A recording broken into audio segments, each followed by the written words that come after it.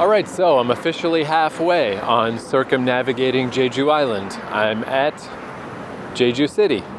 I did make it home okay last episode, by the way. So yeah, it seems like 8 o'clock is still a pretty good benchmark for when I should be getting on the 202 bus, I think it is now.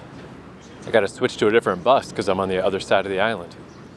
But take that back to Jeju City, and then if I catch the 181 back to Segwupo, you know, it goes pretty late, so that should be no problem. But still, 8 o'clock seems like a good rule of thumb, not to just, you know, excessively push it, not to push my luck.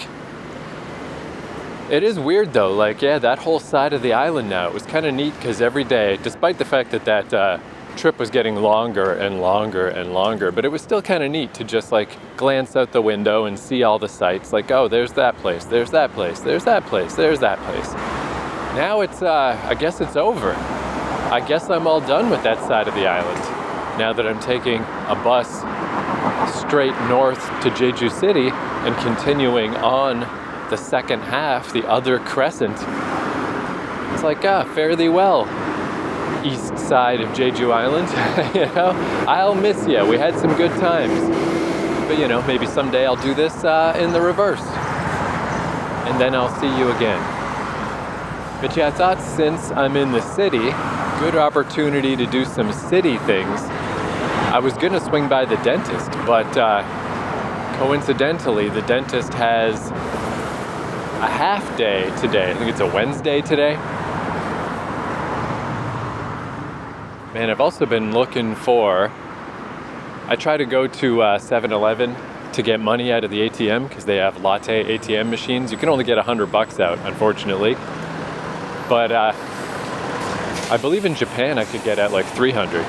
But just that I know their machines work with cards and stuff, foreign cards. But I've gone by 3 different 7-Elevens today and none of them have ATMs. So that's definitely less. Because even though there are a million convenience stores in Japan, they all have ATMs. So that's not guaranteed in South Korea. But yeah, that stereotypical thing about how guys don't want to go to the doctor or whatever, I mean, I'm totally one of those, no question. Great apprehension. I really love putting it off. I would love not to have to go. So when I saw that the dentist was closed today, it's like, darn, the dentist is closed today. And, oh good, I don't have to go to the dentist today. You know, it's just so stupid. I don't know how to explain it. It's just the way I'm unfortunately wired. But I did still get off the bus early and just go walk by. Went and walked by the dentist office, found the building, found that I need to go around the back, and then there's an elevator, and on the 5th floor is the dentist. Oh, here's bug spray. Haven't seen that since Busan. Yeah, it looks kind of green from this perspective. And yeah, people are just sitting in the bus stop getting sprayed on. Some guys just walked in, raised their hands to it, like, yay, the spray. Still don't know how to feel about that spray. I do hate mosquitoes. I hate them with all my heart. So I'm happy to massacre them and their babies. But I don't think I want to walk straight through bug spray. That still feels very weird to me. So yeah, in the meantime, I guess now I'm just gonna go walk across Jeju City. I'm not gonna particularly try to stay by the coast because it doesn't seem like that's really very possible. There's a shipping yard thing, and then a lot of it is the airport. So I think I'll just be walking through the city normally. But yeah, also I noticed some things at this, staying at a hotel for such a long time that I've been there a whole month. I've been noticing and learning some weird little things about modern hotel stuff. But maybe I'll try to yammer about that if I can get to a less traffic-y spot. I don't know what's ahead of me. Jeju City's definitely not enormous. I don't think it'll actually take me that long to break the orbit of the city. But we'll see. We'll see if I can come upon a spot with a bit less traffic. And if not, this will just be a traffic-y episode.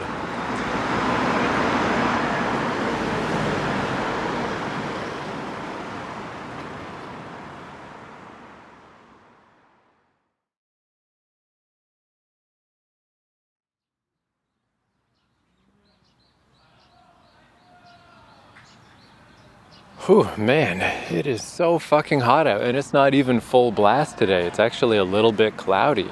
It's a little bit visually, you can even tell it's like slightly unsunny, but just the humidity and shit, like fuck. I think if anything is gonna do me in on this, if I don't make it around the island, because I got a solid month left, a little over a month in fact. But if I don't go every day, it's still, what is that, say 15-ish days, but I could squeeze in more if I had to. I don't think that's going to be the issue. That seems like it's probably a pretty good, I don't think I'll have a lot of time to spare, but I should be able to make it around the island. But maybe the heat, I don't know. It's only going to get worse. It's not even July yet. If I do give up because of the heat, I think that's reasonable. But we'll see. But yeah, it's just frightening that it's like, man, today feels like full blast, and it's not. It's not full blast. I'm not prepared for this. Because it's one thing, it's weird being from Canada. I'm not physically actually able to withstand cold any better. Probably less than a lot of people, because I'm really skinny. Like my upper body in particular has no insulation. My legs do pretty good, be it hot or be it cold. They don't get too bothered, but my upper body overheats easily and freezes to death easily. But I think just growing up in Canada, my idea of what's appropriate is different. So a great example was when I lived in New York, I dated a girl who was from Florida. So we met in the middle in New York, and yeah, in the summer, she was fine. Meanwhile, in the winter, I was fine. And I think it is just that our brains are just trained, her brain was trained to think that this kind of humidity is normal, that you can go to the fucking grocery store in a bikini top and flip-flops and that's normal. Whereas my brain is trained to think like, always have extra layers, always bring a thermal shirt, I don't care what time of year it is. And when it gets cold to a certain degree, it's not that I don't notice it, I just carry on. It's just like, that's fine. Whatever, my extremities are supposed to be numb right now. This is supposed to be hurting my face right now. So probably it's the same thing on the other side. It's not that she could withstand heat really any better than me physically. She just carried on with it. Whereas, yeah, to me it was like, this is insane. How is this possible? So yeah, I'm in the this is insane part right now. I'm just like, what's going on here? But it's weird, so I walked by this the other night when it was dark, so I didn't stop. So I did just stop in to see what it was. It's called Samseonghyeol. I know I've made the reference before, but these names, they're all so similar. But Samseonghyeol. And it's a 16th century shrine with exhibits. But walking by in the daytime, it appears to be a ticketed thing. Again, it's probably okay. I'm sure it's kind of interesting in there. But it's all hot and stuff. And I just spent I had 5 $1 bills left, or 1,000 won bills left, and I just spent them at a convenience store. But, I don't think I was going to do that anyway. And in fact, next door is this park, Shinsan Neighborhood Park, which I've been through a few times now. More and more, though, I really respect that museum in Chiba. It was like several floors big. It was really interesting. It had all kinds of cool stuff about the Chiba clan and about life going back to the 60s and then going back to the 20s and then going way back to like pre-gun eras. And it was totally free.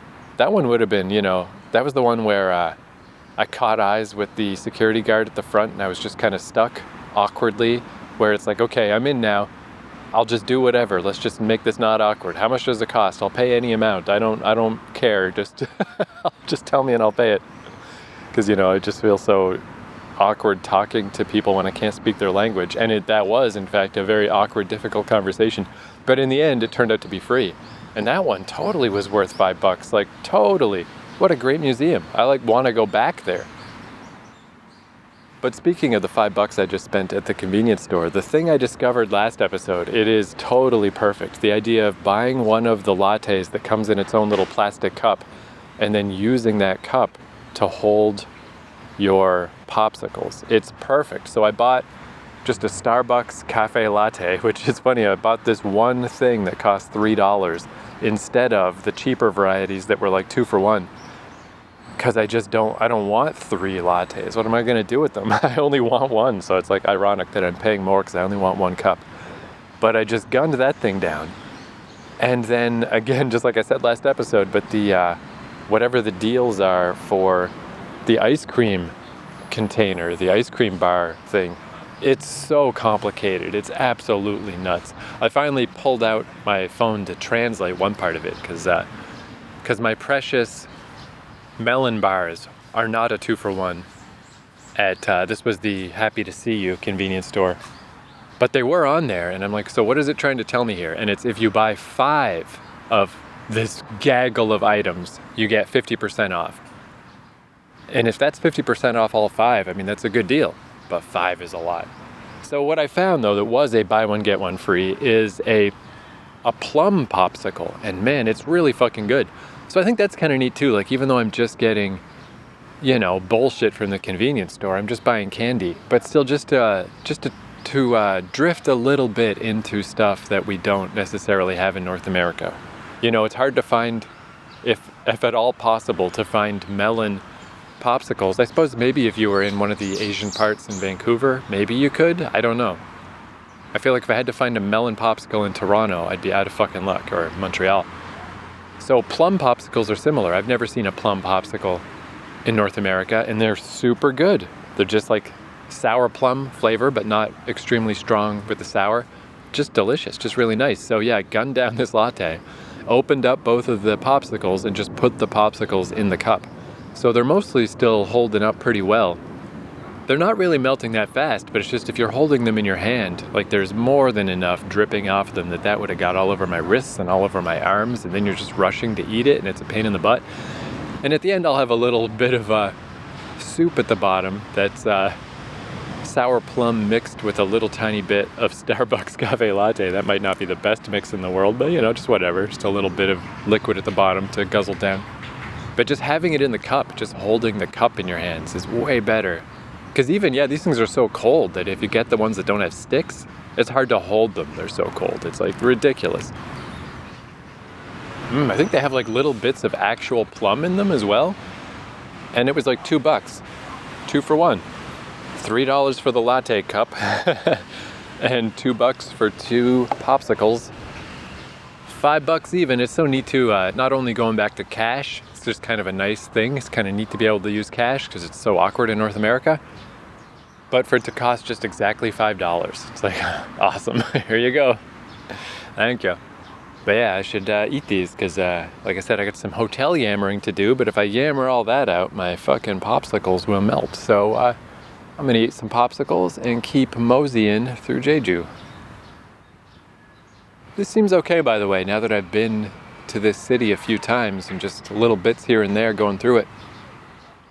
Because numbers-wise, it's nuts. I don't remember the specifics. I doubt I have Wi-Fi right now, but I do. Hold on.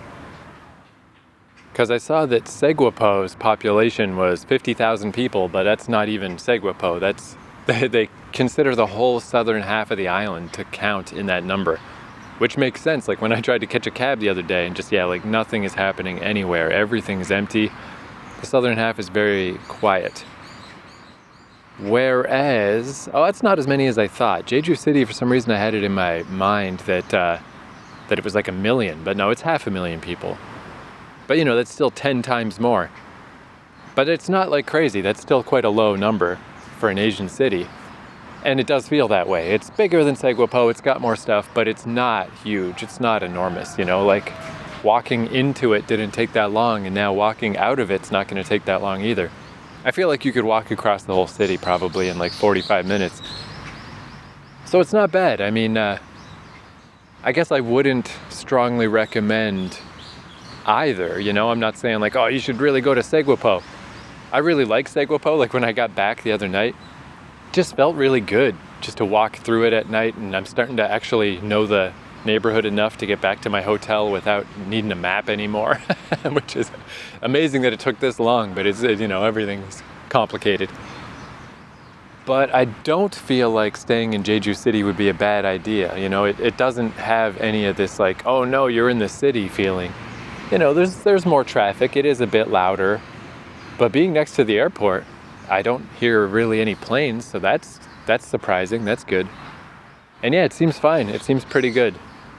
Depending on what you're doing here on the island, you know, if you're gonna go hike up Halasan or if you want to do the Olle Trail in the more traditional clockwise manner or whatever, seems like staying in Jeju City would be not at all a bad plan. And yeah, a lot easier to get back to at night. But Segwapo, I'm glad I stayed there. I like Segwapo, it's fucking cool. But I would give them both the official stamp of cool.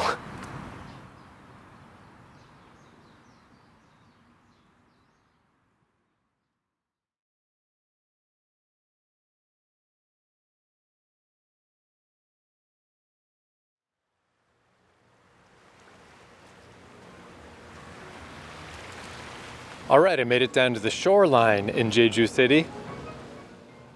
Pretty nice. I'm not sure what's gonna happen as I approach the airport, but I found the little Olle trail markers. So if I can keep track of them, I'm sure they will lead me where I need to go, but no guarantees there because I lost them twice already on the way down here. It's just weird how easy it is to not see one of the turns or whatever. A lot easier when you're just following the shoreline and the arrows are optional.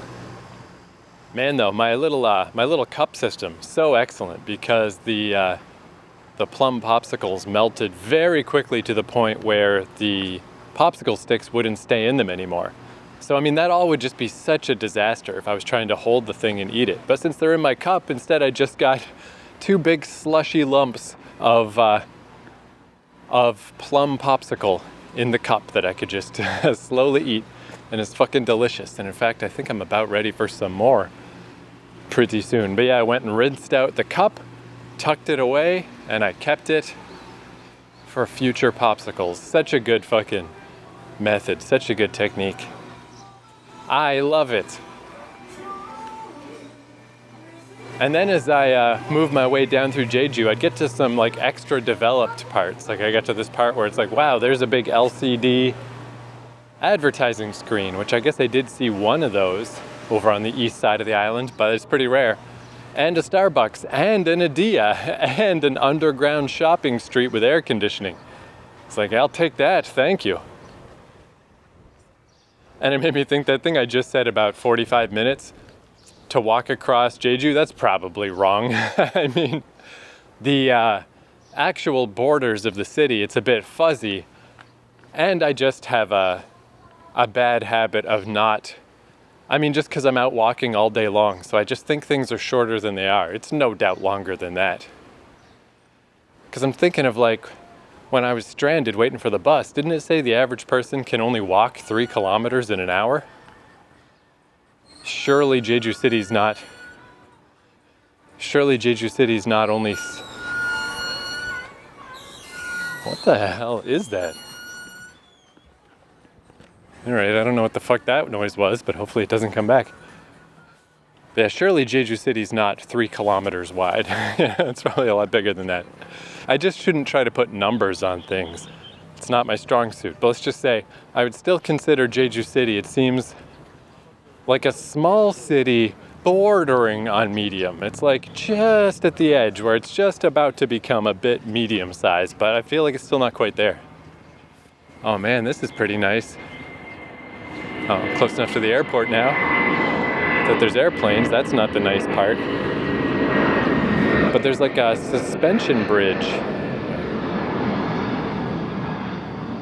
But there's a suspension bridge here. Yongyeon Pond. Yongyeon Pond. And yeah, this is very picturesque. Very pretty. Oh yeah, and this is leading to Yongduam Rock, Yongduam. That's what I was kind of heading toward. I saw that there was at least this one point on the shore with the little photo thing. So I was like, yeah, right, well, let's at least head down there. And I had my suspicions that I would bump into my old friend, the Olle trail markers, which I did. And yeah, this is pretty good. This is pretty nice. Let's see if this thing freaks me out to walk across. Hopefully not. It's not huge. I think I'll be all right. But I do traditionally hate suspension bridges, but this one's pretty small and it's not super high up. The last time I really remember being on one of these was in Vancouver, in West Van, and it was fucking scary. Yeah, this is no biggie. Oh, there's that bump though, that nice bounce just from walking across. Oh man, yeah, and like the water's got that deep blue-green, that blue lagoon aqua look.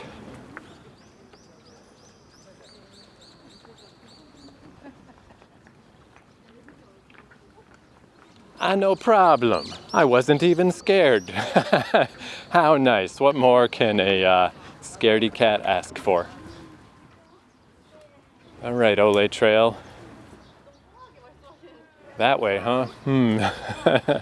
I think I'm already breaking up with you. It's pointing me toward a bunch of stores and stuff, but the water is right here. I'm gonna go walk along the water side. But yeah, being at this hotel, the Pine Hill Hotel in Segwapo, it's been pretty good.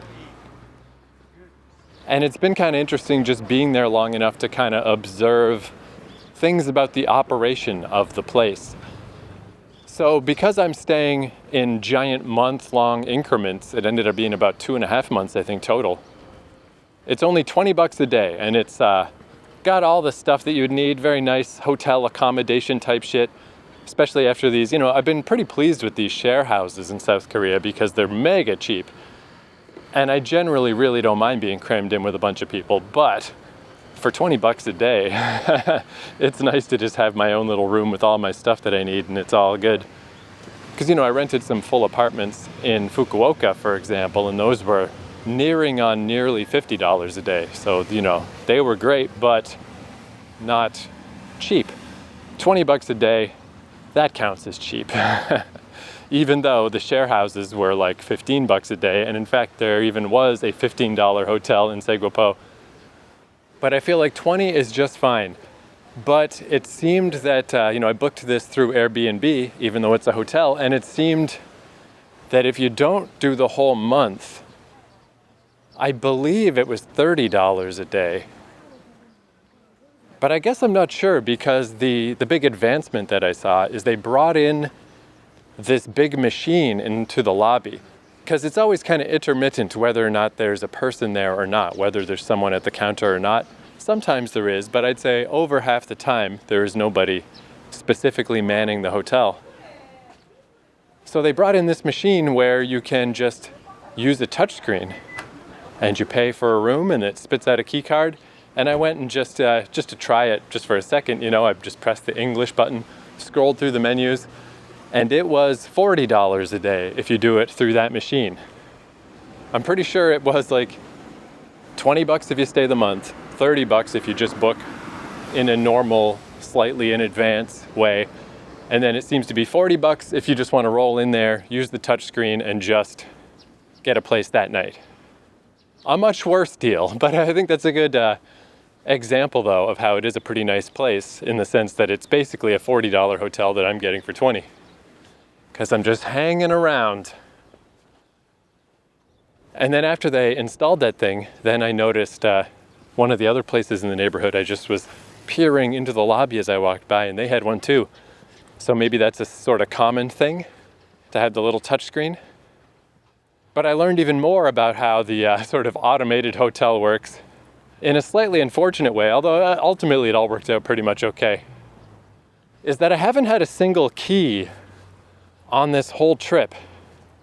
In Montreal, it was a key code. And then everywhere in Japan was either a key code, or Norihiko's house in Chiba, he did give me like a card, like a fob style card to use on his door. And then here at the hotel, it's a key card. Everywhere else, I believe, that I stayed in South Korea, it's all door codes. And that Dan in Korea guy who I was watching on YouTube, who was the Canadian guy who used to live in South Korea, he did an apartment tour, and his apartment was that way too. I think the world of keys is just basically done for. Although in Eastern Canada, I definitely had keys. We're still using keys there. We're still in the past in Eastern Canada. Everyone else though, it's a keyless world. And it's generally kind of cool. You know, you just leave the house and you come back and you just put in your code and it's just like, nice. When it works, it's all super smooth. But hearkening way back to the early days of this podcast, my friend from India, Ranjit, he had problems with getting locked out of his room at a Montreal Airbnb, and there was nobody actually nearby, not even in the city, that could come help him. And he was stranded outside for many hours. So this was similar. Luckily, it all worked out better for me, but last night my key card just didn't work. It would make the little green sound, but my door just wouldn't open. And I had noticed once in a while, it took a couple of tries, you know, it just wasn't quite working. And I don't know if it's a problem with the door or if it is just literally that the battery is wearing down because I've been in there so long. Normal maintenance has not been done on that room. I don't know enough about keycard stuff. I in fact only started researching it in Montreal. Oh, this is cool. There's a bunch of walkways down by the rocks, but I don't know that it goes straight through. I'm just gonna stay on this road above the shoreline. I got plenty of shoreline in my future, just in case. It might go all the way across, but the walkway kind of disappears behind some rocks. So if it is just a dead end and I have to walk back up here, I just don't want to do that. It's too hot. It's too fucking hot. And again, today's pretty cloudy. Today's actually kind of nice and it's too fucking hot. But yeah, I just could not for the life of me get this dang door to open. So through my little Airbnb messagey thing, luckily I connected to some internet because also my room's internet doesn't work unless I'm inside with my card key in a little slot that turns on all the power for the room. We're officially, by the way, close enough to the airport that I'm constantly having to stop to let airplanes go by. But that's the price you pay for an accessible airport. The airport here, it's even closer than the Fukuoka one. Like, it's just part of the town. That bus I took from the airport, it's not like if you take a bus from the airport in like Toronto, or even taking the train. It used to be a bus in Vancouver. Now there's a SkyTrain. Used to take a real long time in Vancouver.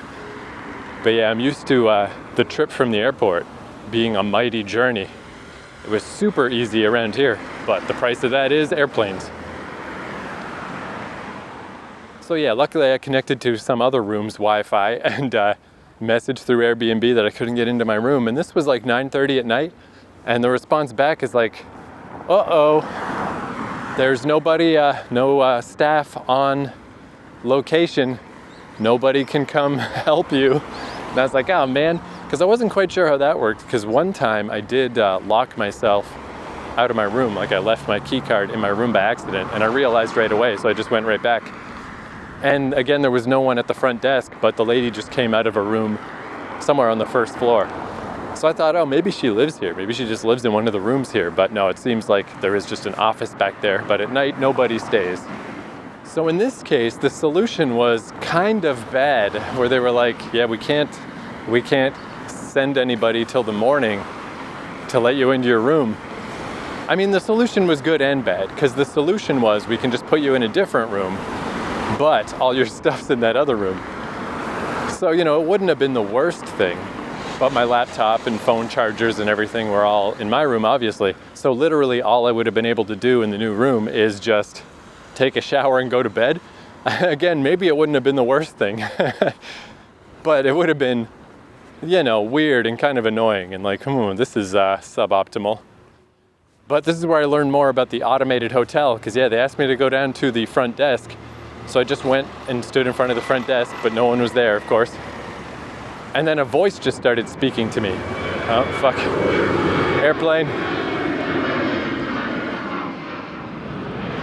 Okay, game on. Game on. So a voice just started speaking to me, and that's when I realized like they have CCTV cameras all over the place, everywhere in this country, but especially a lot in that hotel, which double makes sense now that I know no one's there half of the time. So I know they were having a bit of trouble with, you know, the kitchen. All it really has is noodles, but apparently someone was stealing their noodles and their free complimentary bottled water. So they moved the noodles just so they're under a camera, and they just gave me a whack of water. They're just like, here's a pallet of water. We're not leaving it out anymore. So yeah, they could obviously see me through the camera, and just, like I always assumed that this one lady I usually see at the front desk, whose English was pretty good, I assumed that's who I was talking to through Airbnb as well, but probably not. It's probably some central person.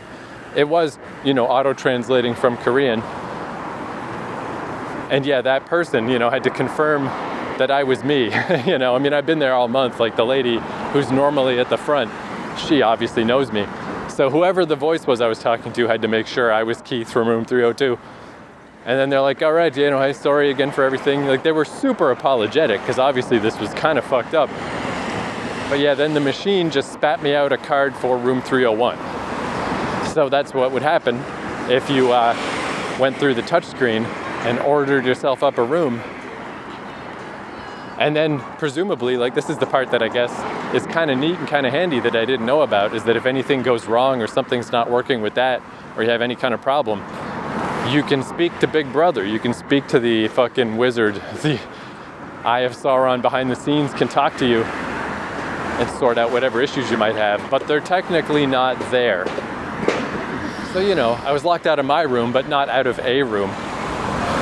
Really just an inconvenience, not really a huge deal, but annoying enough that it's like, dude, I don't want to just be able to do nothing but go to bed.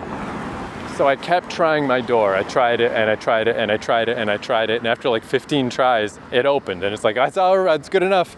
That's all I need. I just need you to open one time, you bitch ass door. But I guess that's the downside to codes and key cards and locks that have batteries in them. Is, you know, I've only got these two examples over the course of this whole journey, and one of them didn't even happen to me. Not so bad, but there are downsides. There's things that can happen. Are they better or worse than the potential of losing a physical key? I don't know. I'd say even, I guess, but it doesn't matter because that's just not the world anymore. The physical keys are out of here, and there's no sign of them coming back. This will probably just upgrade to like being my fingerprint in the future or something. I'm almost surprised it's not that right now. But yeah, that's the state of a hotel. That's what's going on. Oh, and then this morning, I did move all my stuff into room 301. I figured since I was, airplane. Game on, game on. That's hockey, by the way, street hockey, you know. If you gotta move the net out of the way, a la Wayne's World. It's funny if you watch Wayne's World with the mindset of knowing that Mike Myers is Canadian. That is a seriously Canadian fucking film. With his ball cap and his mullet and Stan Mikita's donuts instead of Tim Hortons, and playing street hockey on the road. And it had low-flying airplanes as well.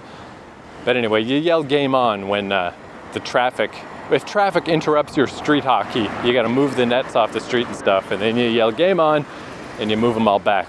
And that's what that is. Canada moment. But yeah, I figured now that I was in the room, I could just have the cleaning lady change the battery on my thing this morning and just stay where I am. But then I've got to figure out when are they actually coming and organize with them and sort it all out. And I've been in my room a whole month. Why not get a new one? Just, you know, I've been cleaning my, every time I do laundry, I clean the pillowcases, but I can't be bothered with all the bed sheets and stuff, so they were probably getting a little suspect. So yeah, why not? Why not get a new room? So even though I was just moving my stuff next door, and I don't have a lot of stuff, I still was sweating to death. Just propped open the door, moved all my stuff over, and just because of the humidity, I'm like, this is gonna be a rough day if I'm already sweating my balls off from that. Fuck. It is amazing though, like all my stuff obviously wasn't packed away, so it took me like 6 trips. But it's quite remarkable to think that when it's time to go, somehow all that shit can just combine into one fucking horrifying book bag. It's pretty amazing. But it's also weird being in a new room because it's the reverse. It's like the mirror image, like when you play Mario Kart and you mirror the map. It's the exact same room with all the exact same stuff, but it's flip-flopped left to right. And it feels smaller. I don't know why. It's exactly the same. It's just instead of the bed being by the right wall, it's by the left wall. Everything is reversed, the mirror image. And yeah, it feels little. But also, I had the toilet with the bidet that just never worked. It never turned on. But I was fine with that because it seemed a little weird anyway. Having a toilet that's plugged in the same room where everything's like a big shower and stuff. Airplane! If you're gonna spew into this. But yeah, I noticed in this new room, the toilet actually does light up when I put my little card in the slot in the wall that turns on the power. But it's just one of the buttons, one of the many, many buttons on the controls just starts blinking. So it doesn't actually work currently, but I didn't bother fucking with it. But we'll see, maybe I'll have the bidet toilet. But again, if I can't figure it out, I don't know, who cares? I've gotten in the habit now of like, rather than the bidet thing, with this kind of humidity, I mean, I just take millions of showers a day. Just any excuse. Oh, I'm a little sweaty. Oh, I just went to the washroom. Oh, I just did anything. Oh, I blinked my eyes. Let's go take a shower. So, a bidet, in this particular case, as much as I love them, not really necessary, not really that important, because I'm just going to take a whole shower. Fuck it. But yeah, despite this problem, and the solution was potentially whack. But just luckily I got that one last time that my door opened, so it really was all right. And now I'm in a new room and they were super duper apologetic. So yeah, I'd still say I like the Pine Hill Hotel. I still think they're very awesome. I will not hold this against them at all. Even if I had been trapped out of my room, I still wouldn't. It's just an unfortunate reality of locks with fucking batteries in them. And since I've been in that room for like an entire month, I'm sure just the batteries would have been replaced normally and they just weren't. Something to be aware of, I guess. I mean, that's the problem, I suppose, though, is you don't really know it's a problem till it's a problem. But I'll keep this in mind for the future. If I start airplane,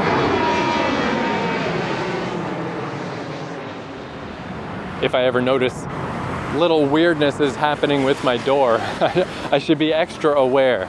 Don't, if I get any warning, don't let it get to the point that the door just won't open. But I'm not sure how much warning there is. I think it's possible that it just works and then it doesn't. Hey, a pho restaurant. That is one thing that was kind of, I was a little aware of in the back of my mind is, obviously that's Vietnamese beef noodle soup, but I was surprised to not really see much of it in Korea, but I could just be looking in the wrong places. Maybe it's just signs that I typically can't read. But there's one, so it does exist here. Anyway, I seem to be circling down beneath the airport, so that's good. It looks like you can walk along the shore behind the airport. Sweet. So I'm gonna do that, and at my earliest convenience, I'm gonna buy some more fucking popsicles, because I am dying.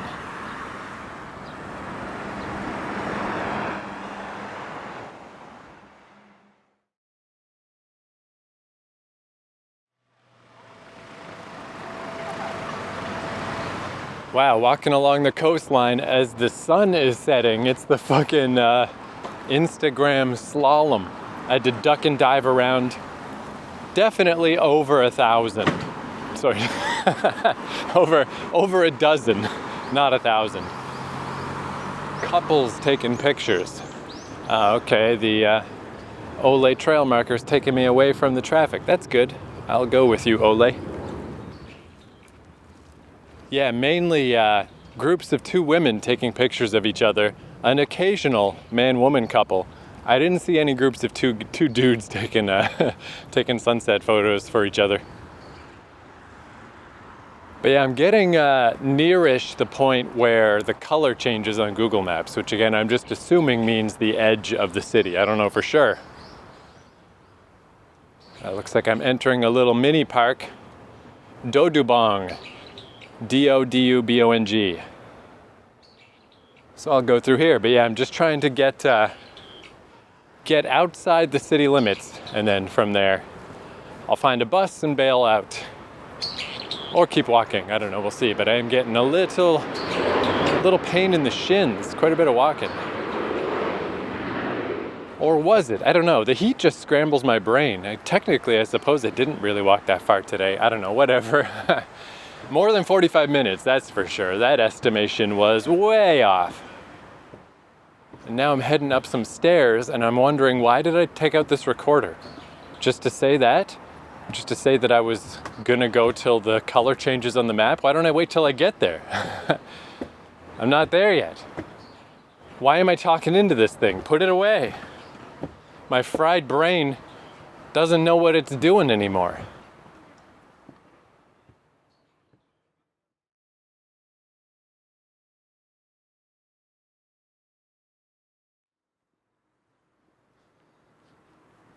Oh, all right, time to bail out. About 7:30. It is kind of a shame in some ways because it definitely cools down noticeably when the sun's going down.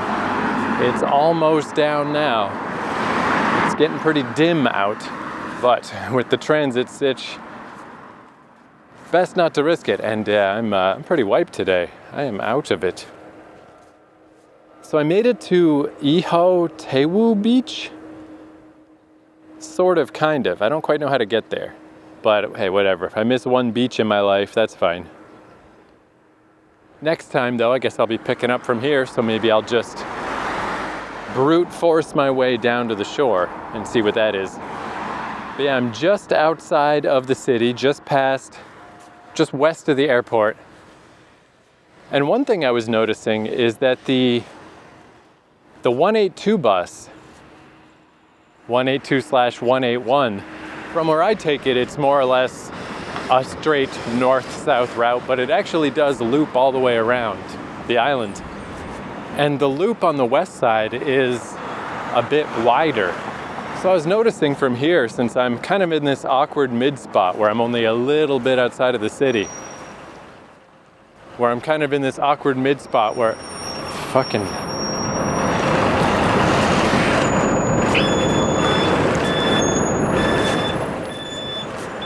You know what? Never fucking mind. God damn it.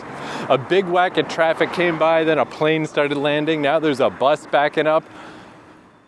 I mean, whatever. I'm just wrapping up the episode about which fucking buses I took to go home. Let's wait till I'm home in Seguapo to finish this up.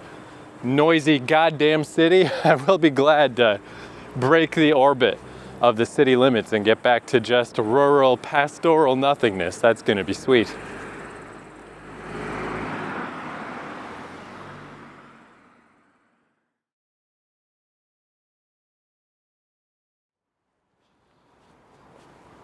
All right, I spoke too soon.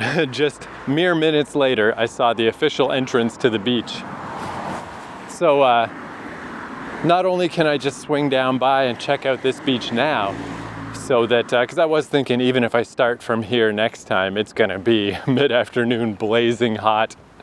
Let's go check out the beach while it's a little cooler now. But what really sold me is they had a little sign for, there are washrooms here, and I am about to embark on a double bus journey home. Sure wouldn't hurt to hit up a washroom first, and the bus stop is very close to here, right outside of the beach entrance. But yeah, what I was noticing is that the 181, 182, technically, since I'm at this awkward spot where I won't be taking the 202 very far to get back to Jeju City to transfer onto the 181, if I walked all the way to one of the 181 bus stops, I could just hop straight on that, but it is pretty far inland. I do have to actually walk quite a ways. So it's just a little tricky right at this point where neither option is great. But now I'm thinking, I don't know for sure if I'll do this, but it is something I'll look into as an option, is that I just assumed I would be getting off the bus in Jeju City and transferring and doing that method. But alternatively, I guess I could stay on the 182 that goes around and just get off whatever stop of the 182 is nearest where I'm supposed to be at. And I'll be inland, I won't be near the coast, but there's so many little local buses, there's a million of them, that with a little bit of research, I can probably figure out which local bus to take just to get me down to the shore.